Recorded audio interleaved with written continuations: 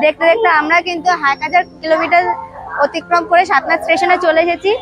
এরপরে এখান থেকে বাস ধরে যাব ডাইরেক্ট হচ্ছে বাগেশ্বর ধাম। নমস্কার সবাইকে, অদিতি ফ্যামিলি ব্লগে অনেক অনেক স্বাগত জানাই সবাইকে। অবশেষে অপেক্ষার অবসান ঘটলো। 1 বছর ধরে অপেক্ষা করেছিলাম কবে বাগেশ্বর ধাম যাবো, তা ফাইনালি সেই দিনটা আসলো। আজকে আমরা দুইজনে রওনা দিচ্ছি বাড়ির থেকে বাগেশ্বর ধামের উদ্দেশ্যে। তা কি করি, কিভাবে যেতে হয় সবটাই তোমাদের সঙ্গে চেষ্টা করব শেয়ার করার। তা দেখো, আমরা কিন্তু শিয়ালদা যাবো বলে হাবড়া দিয়ে ট্রেন ধরে নিয়েছি। আর এই মানুষটাকে দেখছো, এই মানুষটা সব সময় গম্ভীর ভাব, এর জন্য হাসতেও কষ্ট হয় এক এক সময়। আগে আমরা হাবড়া থেকে শিয়ালদায় চলে এসেছি। শিয়ালদা থেকে এখান থেকে যাবো হাওড়া। হাওড়া থেকে 11:35-এর ট্রেন। খুব কষ্টের ট্রেনটা পেলাম, মানে দৌড়াতে দৌড়াতে হাবড়া থেকে ট্রেন ধরেছি।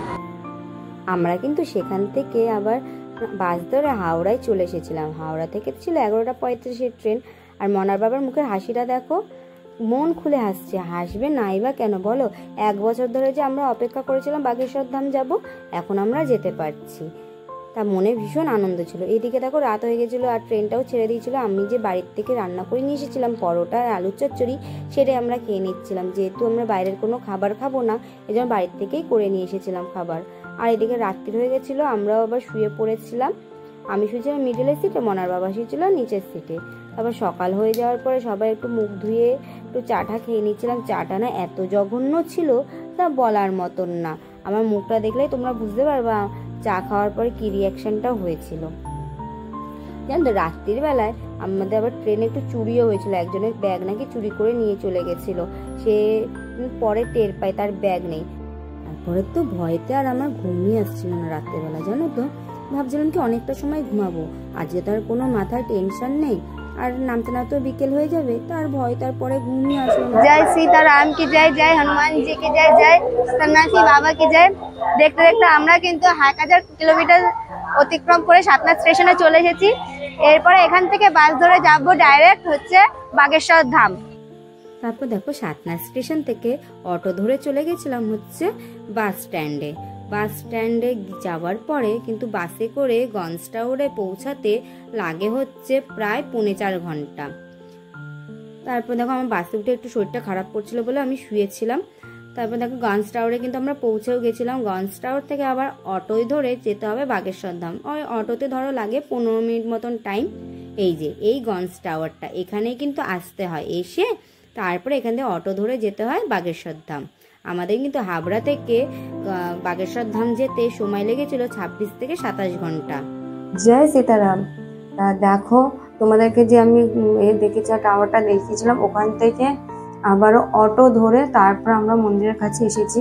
মন্দিরের কাছে এসে সেই অটোওয়ালা আমাদেরকে এই হোটেলটা দেখিয়ে দেয়, কারণ এখানে হোটেল পাওয়াটা খুবই দুষ্কর ব্যাপার। মানে বলতে পারো পুরী দীঘার মতন এত হোটেল এখানে নেই, এত পরিষেবা ভালো নয়, অতটা ভালো নয়। যেমন পুরী দীঘায় পরিষেবাটা অতিরিক্তই ভালো, সেরকম এখানে অতটা মানে পরিষেবা এখনো কাজ চলছে, এখনো অতটা ভালো হয়ে ওঠেনি। তো অতি কষ্টে একটা হোটেল পেয়েছি, সেখানে এসে আগে ফ্রেশ হলাম।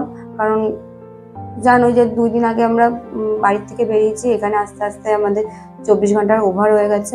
তারপরে ফ্রেশ ট্রেশ হয়ে এখন ড্রেস চেঞ্জ করে, মানে এখন খুব ভালো লাগছে নিজের কাছে। ড্রেস চেঞ্জ করে এখন যাব খেতে। দেখা যাক কি খাওয়া দাওয়ার পাই এখানে। চলো দেখো কি খেতে পারি।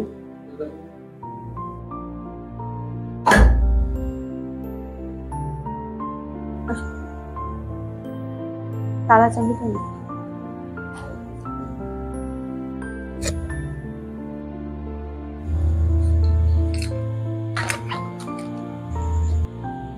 এই যে হলুদ রঙের জামা পরা যে মানুষটাকে দেখছো, সে কিন্তু বাঙালি। বেশ আমার খুব ভালো লাগছিল। তারা কিন্তু বাংলা ভাষায় কথা বলছিল বলে, ওখানে কিন্তু সবাই হিন্দিতে কথা বলে, আমাদেরকেও হিন্দিতে কথা বলতে হয়েছিল। তারপর আমাদেরকে দেখে আমাদের ভাষা শুনে বলছে, তোমরা কি বাঙালি? আমি বলছি হ্যাঁ। তখন আমরাও ওদের সঙ্গে একটু বাংলা ভাষায় কথা বলছিলাম, বেশ ভালো লাগছিল নিজের ভাষায় কথা বলতে। তারপর দেখো, আমি কোনো দিকে না তাকিয়ে তাড়াতাড়ি করে খাচ্ছিলাম, বড্ড খিদে পেয়ে গেছিলো জানো তো, যেন কারোর দিকে তাকাচ্ছিলাম না, ফটাফট খেয়ে নিচ্ছিলাম। আমরা হোটেলে গিয়ে খাওয়া দাওয়া করেছি, একদম শেষ মুহূর্তে ছিল, খাবার সেরকম ছিল না। তখন প্রায় 10:30 মতন বাজে, না 10:30 মতন বাজে। ধাবা সব প্রত্যেকটাই বলতে গেলে বন্ধ হয়ে গেছিলো, একটা ধাবা খোলা ছিল, সেখান থেকে খাওয়া দাওয়া করে এখন রুমে চলে এসেছি। তা এখন একটু রেস্ট নেবো, ঘুমাবো, কারণ আবার কালকে 4টের সময় উঠতে হবে, 5টার থেকে সময় হচ্ছে সন্ধ্যা আরতি, এই সব ভোরবেলার আরতি হবে। তা আজকের জন্য এইটুকুই, আবার কালকে কি কি করব না করব অন্য একটা ব্লগে তোমাদের সঙ্গে শেয়ার করব।